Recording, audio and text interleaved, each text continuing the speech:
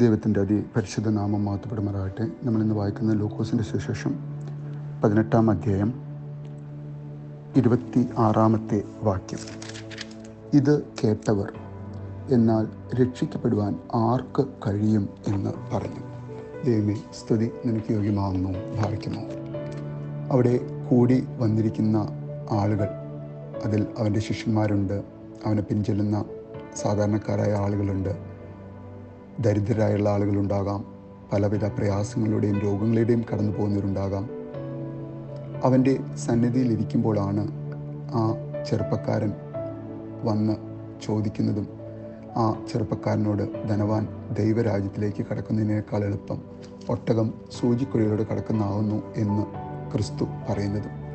അത് കേട്ട് ആശ്ചര്യപ്പെട്ടായിരിക്കാം അവരിങ്ങനെ ചോദിക്കുന്നത്, അങ്ങനെയെങ്കിൽ രക്ഷ പ്രാപിക്കാൻ ആർക്ക് കഴിയുമെന്ന്.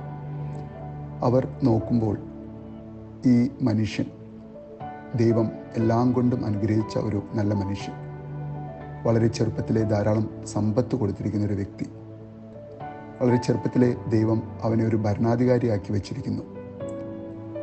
അവൻ തന്നെ സാക്ഷ്യപ്പെടുത്തുന്നുണ്ട്, മോശയുടെ നിയമങ്ങളെല്ലാം വളരെ ചെറുപ്പം മുതലേ ഞാൻ പാലിക്കുന്നു എന്ന്. അങ്ങനെ എല്ലാം കൊണ്ടും ആർക്കും ഒരു കുറ്റവും പറയുവാൻ സാധിക്കാത്ത ഒരു നല്ല വ്യക്തിത്വത്തിനുടമയായ ഈ മനുഷ്യന് ദൈവരാജ്യം നേടുവാൻ, രക്ഷ പ്രാപിക്കുവാൻ സാധിക്കുന്നില്ലെങ്കിൽ പിന്നെ ആർക്കാണ് രക്ഷ പ്രാപിക്കാൻ സാധിക്കുക എന്നാണ് അവർ സംശയിക്കുന്നതും അവർ കർത്താവിനോട് ചോദിക്കുന്നതും. കർത്താവ് ഈ മനുഷ്യനോട് തൊട്ടു മുൻപ് തൻ്റെ സമ്പത്ത് ഉപേക്ഷിച്ച് തന്നെ അനുഗമിക്കാൻ ആവശ്യപ്പെടുകയാണ്.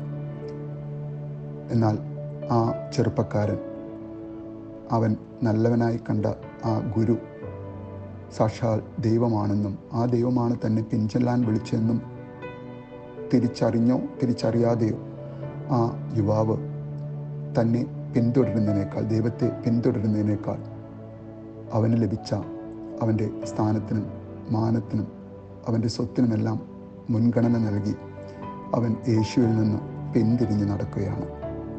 അവിടെയാണ് യേശു അടുത്ത ഒരു വാക്യം പറയുന്നത്, മനുഷ്യന് അസാധ്യമായത് ദൈവത്തിന് സാധ്യമാണ് എന്ന്. ദൈവം മാത്രമാണ് യഥാർത്ഥത്തിൽ നല്ലവൻ. നമ്മുടെ പാപങ്ങൾക്ക്, നമ്മുടെ കുറവുകൾക്ക്, നമ്മുടെ കുറ്റങ്ങൾക്ക്, പാപമോചനത്തിന് അവൻ നമ്മളോട് കരുണ കാണിക്കുവാൻ അവൻ സന്നദ്ധനാണ്.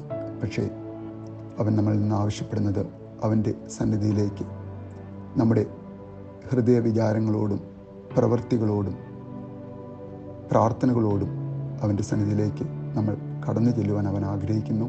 അവനെ പിൻചെല്ലുവാൻ അവൻ ആഗ്രഹിക്കുന്നു. നമുക്ക് ഓരോരുത്തർക്കും അവനെ പിൻചെല്ലുവാൻ സാധിക്കട്ടെ എന്ന് പ്രാർത്ഥിക്കുന്നു. നല്ലൊരു ദിവസം നേരുന്നു.